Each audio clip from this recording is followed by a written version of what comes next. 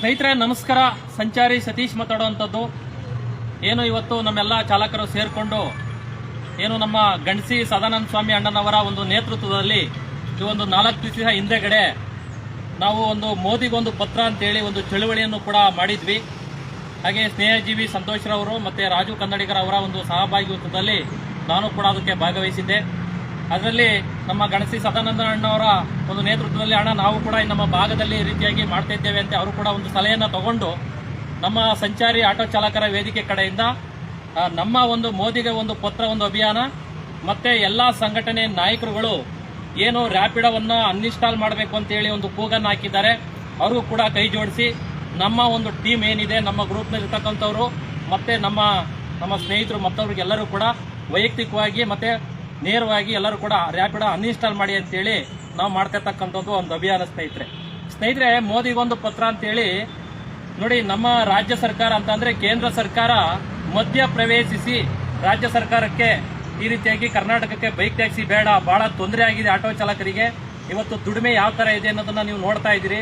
ಬಹಳ ಡ್ರೈವರ್ಗಳಿಗೆ ಈಗ bike taxi ಇರಬೇಕಾದ್ರೆ ಇಲ್ದ ಹೋಗ್ಬೇಕಾದ್ರೆ ಯಾವ ರೀತಿಯಾಗಿತ್ತು, ಅವ್ರು ಬಂದ ಮೇಲೆ ಈಗ ಯಾವ ರೀತಿಯಾಗಿದೆ. 1,000 ರೂಪಾಯಿನೂ ಕೂಡ ಮಾಡೋಕ್ಕಾಗ್ತಾ ಇಲ್ಲ ಆಟೋ ಚಾಲಕರು. ಆ ಒಂದು ಪರಿಸ್ಥಿತಿಗೆ ಬಂದಿದೆ. ಅವರ ಕುಟುಂಬಗಳನ್ನ ನಿರ್ವಹಣೆ ಮಾಡೋಕ್ಕಾಗ್ತಾ ಇಲ್ಲ. ಎಷ್ಟೋ ಇವತ್ತು ಎಜುಕೇಶನ್ ಆಗಿರ್ಬೋದು, ಮನೆ ಬಾಡಿಗೆ ಆಗಿರ್ಬೋದು, ಯಾವುದು ಕೂಡ ನಿರ್ವಹಣೆ ಮಾಡೋಕ್ಕಾಗದಂತಹ ಸ್ಥಿತಿಗೆ ಇವತ್ತು ಆಟೋ ಚಾಲಕರು ಬಂದಿದ್ದಾರೆ.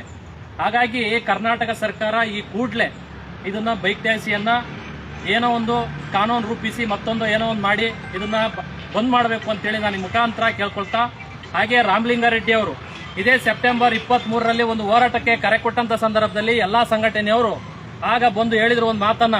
ಏನಪ್ಪಾ ಅಂತ ಅಂದ್ರೆ 33 ಸಂಘಟನೆಯಲ್ಲಿ ನಮ್ದು ಒಂದು ಕೂಡ ನಾವು ಯಾವುದೇ ಕಾರಣಕ್ಕೂ ಕೂಡ ಕರ್ನಾಟಕದಲ್ಲಿ ಬೈಕ್ ಟ್ಯಾಕ್ಸಿಯನ್ನ ಬಿಡ್ಲಿಕ್ಕೆ ನಾವು ಬಿಡಲ್ಲ, ಇದನ್ನ ತೊಲಗಿಸ್ತೀವಿ ಅಂತ ಹೇಳಿ ಒಂದು ಆಶ್ವಾಸನೆಗಳು ಕೂಡ ಕೊಟ್ಟಿದ್ರು. ಆ ಒಂದು ನಿಟ್ಟಿನಲ್ಲಿ ಎಲ್ಲಾ ನಮ್ಮ ಡ್ರೈವರ್ಗಳು ಕೂಡ ಇಲ್ಲ, ರಾಮಲಿಂಗಾರೆಡ್ಡಿ ಅವರು ನಮ್ಮ ಪರವಾಗಿದ್ದಾರೆ, ನಮಗೆಲ್ಲ ಒಂದ್ ಕಡೆ ನ್ಯಾಯ ಕೊಡಿಸ್ತಾರೆ ಮತ್ತೊಂದು ಕಡೆ ಅಂತ ಹೇಳಿ ಎಲ್ಲ ಕೂಡ ಅನ್ಕೊಂಡಿದ್ರು.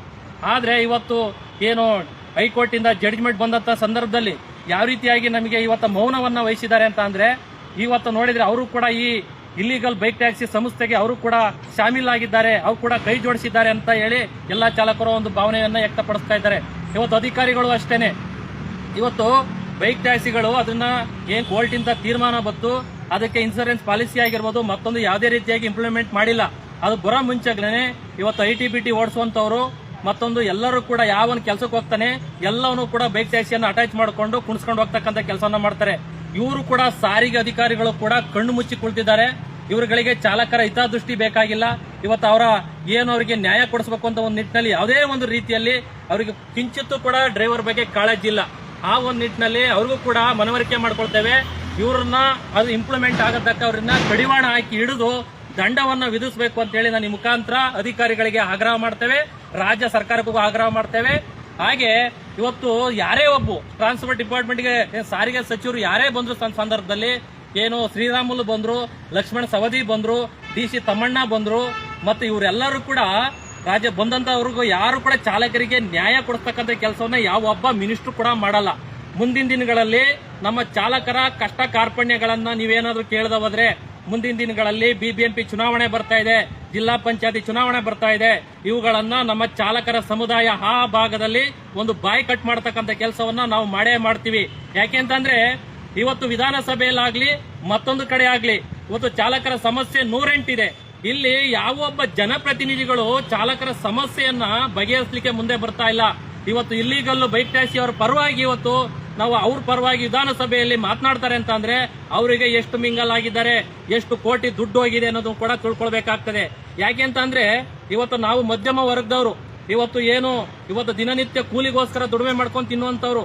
ನಮಗೆ ರಾಜ್ಯ ಸರ್ಕಾರದಿಂದ ಬರಬೇಕಾದಂತ ಅನುಕೂಲಗಳು ಇನ್ನೂ ಹೆಚ್ಚಾಗಿ ಬರಬೇಕು. ಅದ್ರ ಬಗ್ಗೆ ಅವನು ಕೂಡ ಜನಪ್ರತಿನಿಧಿಗಳು ಎತ್ತಲ್ಲ. ಇವತ್ತು ಇಲ್ಲಿಗಲ್ ಬೈಕ್ ಟ್ಯಾಕ್ಸಿಯನ್ನ ಅದ್ರ ಪರವಾಗಿ ಎತ್ತಾರೆ ವಿಧಾನಸಭೆಯಲ್ಲಿ ಅಂತ ಅಂದ್ರೆ ಯಾವ ಮಟ್ಟಕ್ಕೆ ಆ ಕಂಪನಿಯವರು ಅವ್ರು ಕೊಂಡ್ಕೊಂಡಿರ್ಬೇಕು. ಇವ್ರ ಜನಗಳನ್ನ ಹಂಗ್ ಮಾಡ್ತೀವಿ ಹಿಂಗ್ ಮಾಡ್ತೀವಿ ಉದ್ಧಾರ ಮಾಡ್ಬಿಡ್ತೀವಿ ನಿಮ್ಮನ್ನ ಹಂಗೆ ಹಿಂಗೆ ಅಂತ ಹೇಳಿ ಜನರ ಆಶ್ವಾಸನೆಗಳನ್ನ ಕೊಟ್ಟು ಜನರಂತ ಓಟ್ ಹಾಕಿಸ್ಕೋತಾರೆ. ನಮ್ಮ ಹಿತದೃಷ್ಟಿಯನ್ನ ಕಾಪಾಡೋದ್ರಲ್ಲಿ ಅವರು ಸಂಪೂರ್ಣ ವಿಫಲರಾಗಿದ್ದಾರೆ. ಯಾವುದೇ ಭಾಗದಲ್ಲೂ ಕೂಡ ಧ್ವನಿ ಎತ್ತೇ ಇಲ್ಲ. ಹಾಗಾಗಿ ಅವರುಗಳಿಗೆ ಮುಂದಿನ ದಿನಗಳಲ್ಲಿ ಜನಪ್ರತಿನಿಧಿಗಳಿಗೆ ನಮ್ಮ ಡ್ರೈವರ್ಗಳ ಸಮಸ್ಯೆಯನ್ನ ಆಲಿಸ್ತಾ ಹೋದ್ರೆ ಮುಂದಿನ ದಿನಗಳಲ್ಲಿ ತಕ್ಕ ಪಾಠವನ್ನ ಕಲಿಸಬೇಕಾಗ್ತದೆ ಅಂತ ಹೇಳಿ ನಾನು ಈ ಮುಖಾಂತರ ನೇರವಾಗಿ ರಾಜಕಾರಣಿಗಳಿಗೆ ಎಚ್ಚರಿಕೆಯನ್ನ ಕೊಡ್ತೇವೆ, ರಾಜ್ಯ ಸರ್ಕಾರಕ್ಕೆ ಎಚ್ಚರಿಕೆಯನ್ನ ಕೊಡ್ತೇವೆ. ಈಗ ಸಂಘಟನೆಗಳು ಎಲ್ಲರೂ ಕೂಡ ರ್ಯಾಪಿಡ್ ಅನ್ಇನ್ಸ್ಟಾಲ್ ಅನ್ನ ಮಾಡೋಕೆ ಹೊರಟಿದ್ದಾರೆ. ನಿಜವಾಗ್ಲೂ ಖಂಡಿತಗಳು ಕೂಡ ಮಾಡಿ. ಇದನ್ನ ಯಾವ್ಯಾವ ಒಬ್ಬ ಡ್ರೈವರ್ಗಳು ನಾವು ಎಲ್ಲ ಚಾಲಕ ಡ್ರೈವರ್ಗಳಿಗೆ ಮತ್ತೆ ಕ್ಯಾಬ್ ಚಾಲಕರಿಗೆ ಹೇಳಕ್ ಬಯಸ್ತೇವೆ. ಯಾರೇ ಒಬ್ರು ಒಂದು ಕರೆ ಕೊಟ್ಟಂತ ಸಂದರ್ಭದಲ್ಲಿ, ಹೋರಾಟಕ್ಕೆ ಕರೆ ಕೊಟ್ಟಂತ ಸಂದರ್ಭದಲ್ಲಿ ಪ್ರತಿಯೊಬ್ಬ ಚಾಲಕನು, ಇವತ್ತು 3 ಲಕ್ಷ ಆಟೋ ಚಾಲಕರಿದ್ದಾರೆ, 5 ಲಕ್ಷ ಕ್ಯಾಬ್ ಚಾಲಕರಿದ್ದಾರೆ. ನೀವೆಲ್ಲಾದ್ರೂ ಕೂಡ ಏಕಕಾಲಕ್ಕೆ ಏನಾದ್ರು ಹೋರಾಟ ಮಾಡದಂತ ಸಂದರ್ಭದಲ್ಲಿ ಬೆಂಗಳೂರಿನಲ್ಲಿ ದೊಡ್ಡ ಸುದ್ದಿ ಆಗೋದಂತೂ ಗ್ಯಾರಂಟಿ. ಆದ್ರೆ ಈ ತರ ಹೋರಾಟ ಮಾಡದಂತ ಸಂದರ್ಭದಲ್ಲಿ ಯಾರು ಕೂಡ ಬರಲ್ಲ. ಯಾಕೆಂತಂದ್ರೆ ಇವತ್ತು ನಮ್ಮ ಗ್ರೂಪ್ ಅಲ್ಲಿ ಸುಮಾರು ಒಂದು 250 ಜನ ಇದ್ದಾರೆ. ನಾನು ಅಟ್ಲೀಸ್ಟ್ ಹೇಳಿದೆ ಬಲ್ರಪ್ಪ ಅಂತ ಹೇಳಿ, ಕಮ್ಮಿ ಅಂತ ಅಂದ್ರೆ ಒಂದು 20 ಜನ ಬಂದಿದ್ದಾರೆ ಅಷ್ಟೇನೆ. ಬರ್ತೀನಿ ಅಂತ ಈ ರೀತಿಯಾಗಿ ಹೇಳ್ತಾರೆ. ಅವರಿಗೆ ಪ್ರಾಬ್ಲಮ್ ಆದಾಗ ಮಾತ್ರ ಸಂಘಟನೆಗಳು ಮತ್ತೊಂದು ನೆನಪಾಗ್ತವೆ. ಹಾಗಾಗಿ ನಾನು ಪ್ರತಿಯೊಬ್ಬ ಚಾಲಕನಿಗೆ ಹೇಳಕ್ ಬಯಸ್ತೇನೆ, ಯಾವ ಒಬ್ಬ ನಾಯಕರಾಗ್ಲಿ, ಸಂಘಟಿತ ಆಗ್ಲಿ ಅಸಂಘಟಿತ ಆಗ್ಲಿ, ಯಾರೇ ಒಬ್ಬ ಹೋರಾಟ ಮಾಡದಂತ ಸಂದರ್ಭದಲ್ಲಿ ಅವರಿಗೆ ಹೋಗಿ ಕೈ ಜೋಡಿಸ್ತಕ್ಕಂಥ ಕೆಲಸವನ್ನ ಮಾಡಿ. ಇಲ್ಲ ಅವ್ರೇನೋ ಫ್ರೀಡಂ ಪಾರ್ಕ್ ಅಲ್ಲಿ ಹೋರಾಟ ಮಾಡ್ತಾ ಇದಾರೆ, ಬಿಡಪ್ಪ ನಾವೇನೋ ಸೈಡಲ್ಲಿ ಬಾಡಿಗೆ ಹೊಡ್ಕೋಬಹುದು, 3,000 ಹೊಡಿಬಹುದು, 2,000 ಹೊಡಿಬಹುದು, ಈ ರೀತಿಯಾಗಿ ಮನಸ್ಥಿತಿ ಅಂತ ಇರುವಂತವ್ರು ಸುಮಾರು ಜನಗಳಿದ್ದಾರೆ. ಹಾಗಾಗಿ ಇವತ್ತು ಅದೇನೋ ಹೇಳ್ತಾರಲ್ಲ ಗಾದೆ ಮಾತ, ಒಂದ್ ದಿವಸಕ್ಕೂ ಹೋಗಿ ವರ್ಷಕ್ಕೂ ಕಳ್ಕೊಂಡ ಅಂತ ಹೇಳಿ, ಆ ರೀತಿಯಾಗಿ ಪರಿಸ್ಥಿತಿ ಆಗ್ತಾ ಇದೆ. ಈಗ ಬೈಕ್ ಟ್ಯಾಕ್ಸ್ ಇಷ್ಟೊಂದು ತೊಂದರೆ ಕೊಡುತ್ತೆ ಅಂತ ಹೇಳಿ ಯಾವ ಒಬ್ಬ ಆಟೋ ಚಾಲಕನು ಕೂಡ ಎಕ್ಸ್ಪೆಕ್ಟ್ ಮಾಡಿರ್ಲಿಲ್ಲ. ಆ ರೀತಿಯಾಗಿ ಬಹಳ ತೊಂದರೆ ಆಗಿದೆ. ದಯಮಾಡಿ ಎಲ್ಲಾ ಚಾಲಕರು ಒಗ್ಗಟ್ಟಿನ ಪ್ರದರ್ಶನ ಮಾಡಬೇಕು. ಇದು ಏನು ಅನ್ಇನ್ಸ್ಟಾಲ್ ಅಭಿಯಾನಕ್ಕೆ ಕರೆ ಕೊಟ್ಟಿದ್ದಾರೆ ಅದಕ್ಕೆ ಸಂಪೂರ್ಣ ಬೆಂಬಲ ನಾವು ಕೂಡ ಯಾವುದೇ ಒಂದು ಸಂಘಟನೆ ಮಾಡಲಿ, ಯಾರೇ ಒಬ್ಬ ನಾಯಕರು ಮಾಡಲಿ, ನಮ್ಮ ಕರೀಲಿ ಬಿಡ್ಲಿ, ನಾವೇನ್ ಬೇಜಾರು ಮಾಡ್ಕೊಳ್ಳಲ್ಲ. ಮತ್ತೊಂದಲ್ಲ, ಚಾಲಕರಿಗೆ ಒಂದು ನಿಟ್ಟಿನಲ್ಲಿ ಒಳ್ಳೇದಾಗಬೇಕು.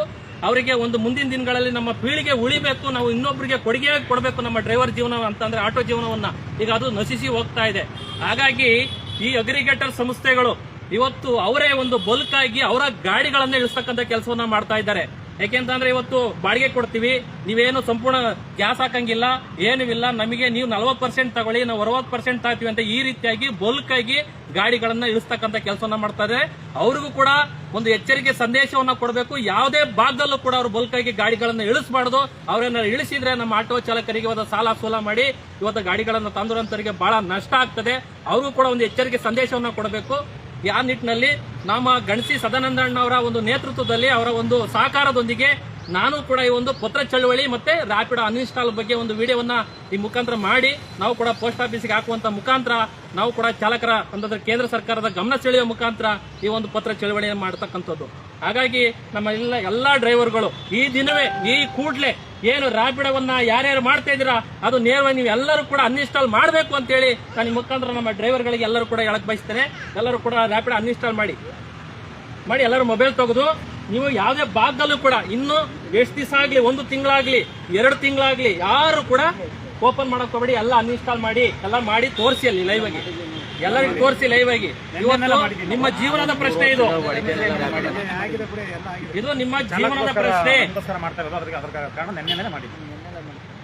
ಯಾರಾದ್ರೂ ಅಷ್ಟೇ, ಇದು ಜೀವನದ ಪ್ರಶ್ನೆ. ಇವತ್ತು 420 ಅವನು ಇವತ್ತು ಯಾವ್ದೋ ಒಂದು ಚಿಗುರು ಬೇಕಾದ್ರೆ ನಾವು ಚೂಟ್ ಹಾಕ್ಬೇಕಾಯ್ತು. ಯಾರಿಗೂ ಕೂಡ ಇದು ಇಷ್ಟೊಂದು ಎಮ್ಮರವಾಗಿ ಬೆಳೀತದೆ ಅಂತ ಯಾರು ಕೂಡ ಅನ್ಕೊಂಡಿರ್ಲಿಲ್ಲ.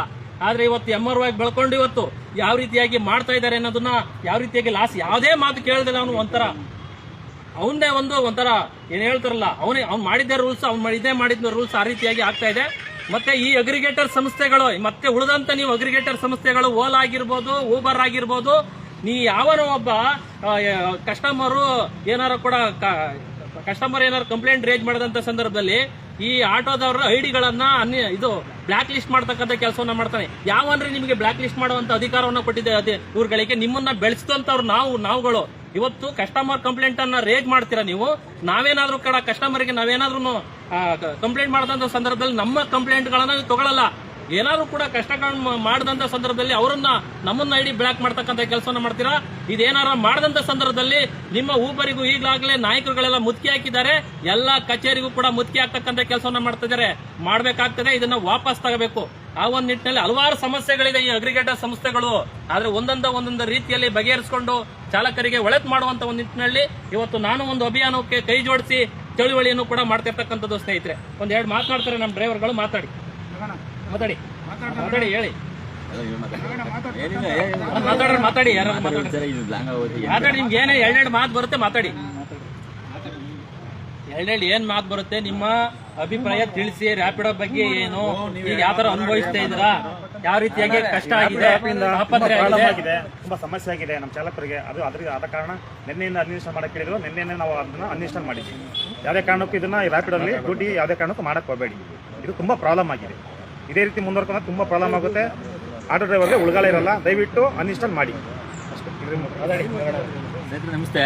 ನೋಡಿ, ಪ್ರತಿಯೊಬ್ಬರು ಕೂಡ ಚಾಲಕರು ಎಲ್ಲರೂ ಕೂಡ ಅನ್ಇನ್ಸ್ಟಾಲ್ ಮಾಡಿ. ಇವತ್ತಿನ ದಿನಗಳಲ್ಲಿ ಆನ್ಲೈನ್ ಸಮಸ್ಯೆ ಅಂತಂದರೆ ದುಡುತ್ತಿನ ಬೋಳಿ ಮಕ್ಕಳಿಗಿಂತ ಬಡುತ್ತಿನ ಬೋಳಿ ಮಕ್ಕಳೇ ಜಾಸ್ತಿ. ಯಾಕೆಂತಂದರೆ ದಿನನಿತ್ಯ ಚಾಲಕರ ವರ್ಗದಲ್ಲಿ ನಾವು ದುಡುತ್ತೀವಿ, ನಾವು ಒಂದು ವರ್ಗನ ಎಲ್ಲ ರೀತಿಯಲ್ಲೂ ಬೆಳೆಸ್ತೀವಿ. ಆದರೆ ಬಡುತ್ತಿನ ಅಂತ ನನ್ನ ಮಕ್ಕಳು ಎಲ್ಲಿಂದ ಬಂದು ಎಲ್ಲ ಇದ್ಕೊಂಡು ನಮ್ಮಂಥವ್ರನ್ನ ಇವತ್ತು ತುಳಿತವ್ರೆ ಅಂತಂದರೆ ಅದಕ್ಕೆ ಸಹಕಾರ ಕೊಟ್ಟಂಥವ್ರು ನಮ್ಮ ಚಾಲಕರೇ. ಸೊ ಹಾಗಾಗಿ ದಯವಿಟ್ಟು ನಮ್ಮ ಚಾಲಕರ ಹೊತ್ತು ನಮ್ಮ ವರ್ಗನ ಅವ್ರನ್ನ ತುಳಿಬೇಕು ಅಂತಂದರೆ ನಮ್ಮ ವರ್ಗದವರೇ ತುಳಿಬೇಕು. ಅದು ಪ್ರತಿಯೊಬ್ಬರು ಕೂಡ ಸ್ವಾಭಿಮಾನಿ ಕನ್ನಡಿಗರು, ಸ್ವಾಭಿಮಾನಿ ಚಾಲಕರಾಗಿದ್ರು. ನಿಜವಾಗ್ಲೂ ಇದರಿಂದ ಅನ್ಯಾಯ ಆಯ್ತೈತೆ, ಇದರಿಂದ ನಮಗೆ ತೊಂದರೆ ಆಯ್ತೈತೆ ಅಂತಂದರೆ ದಯವಿಟ್ಟು ಅನ್ಇನ್ಸ್ಟಾಲ್ ಮಾಡಾಕಿ. ಆಮೇಲೆ ರೋಡ್ ಮೇಲೆ ಯಾರನ್ನೂ ಕೂಡ ಬಲವಂತವಾಗಿ ನೀವು ಅನ್ಇನ್ಸ್ಟಾಲ್ ಮಾಡಿ ಇದು ಮಾಡಿ ಅಂತ ಯಾರು ಕೂಡ ಬಲವಂತವಾಗಿ ಯಾರು ಕೂಡ ಇದು ಮಾಡ್ಕೋಬಹುದು. ಯಾಕೆಂದರೆ ಅವರವರ ವೈಯಕ್ತಿಕವಾಗಿರ್ತದೆ. ಅದು ನಾವು ಪ್ರಶ್ನೆ ಮಾಡೋ ಅಧಿಕಾರ ನಮ್ಮ ಡಾಕ್ಟರ್ ಬಿ ಅಂಬೇಡ್ಕರ್ ಕೊಟ್ಟಿರುವಂಥ ಒಂದು ಸಂವಿಧಾನದಲ್ಲಿ ನಾವು ಯಾವುದೇ ರೀತಿ ಮಾತಾಡೋಂಗಿಲ್ಲ. ಯಾಕೆಂತಂದರೆ ಅವರವ್ರದ್ದು ವೈಯಕ್ತಿಕವಾಗಿ ಅವರವರ ಇಷ್ಟಪಟ್ಟು ಅವರು ಇದು ಮಾಡಬೇಕಾಗತ್ತೆ.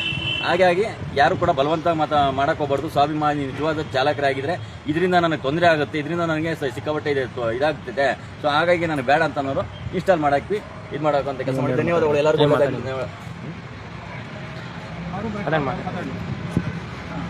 ನಮ್ಮ ನಾಗಣ್ಣ ಅವರು ಕೂಡ ನಮ್ಮ ಇದಕ್ಕೆ ಕೈ ಜೋಡಿಸಿದ್ದಾರೆ. ಅವರು ಕೂಡ ಬಂದಿದ್ರು. ಅವರು ಒಂದೆರಡು ಮಾತನಾಡಬೇಕು ಅಂತೇಳಿ ನಾನು ನಿಮ್ಮ ಮುಖಾಂತರ ಕೇಳ್ಕೊಳ್ತೇನೆ. ನಮಸ್ಕಾರ ಸರ್. ಪ್ರತಿಯೊಬ್ಬ ಚಾಲಕರು ರ್ಯಾಪಿಡ್ ಅನ್ನೋದನ್ನ ಗಿಡನ ಬೆಳೆಸಿರೋದು ನಾವೇನೆ, ಗುಡು ಸಮೇತ ಕಿತ್ತಾಕೋದು ಕೂಡ ನಾವೇನೆ. ಪ್ರತಿಯೊಬ್ಬ ಚಾಲಕನು ಇದನ್ನ ಡಿಲೀಟ್ ಮಾಡಿದ್ರೆ ತುಂಬ ಅನುಕೂಲ ಆಗುತ್ತೆ. ಒಬ್ಬೊಬ್ರು ಹೇಳ್ತಾರೆ ನಮಗೆ ರ್ಯಾಪಿಡೋ ಡಿಲೀಟ್ ಮಾಡಾಕಿದ್ರೆ ಡ್ಯೂಟಿ ಆಗಲ್ಲ ಅಂತ. ನೀವು ರ್ಯಾಪಿಡೋ ಡಿಲೀಟ್ ಮಾಡಾಕಿದ್ರೆ ಮಿಕ್ತವು 3 ಆಪ್ ಇದೆ, ಓಲಾ ಊಬರು ನಮ್ಮ ಹತ್ರ. ಖಂಡಿತವಾಗ್ಲೂ ಅದರಲ್ಲಿ ಬುಕ್ಕಿಂಗ್ ಮಾಡೇ ಮಾಡ್ತಾರೆ. ಪ್ರತಿಯೊಬ್ಬ ಚಾಲಕರು ರ್ಯಾಪಿಡೋನ ಡಿಲೀಟ್ ಮಾಡಾಕಿ ದಯವಿಟ್ಟು.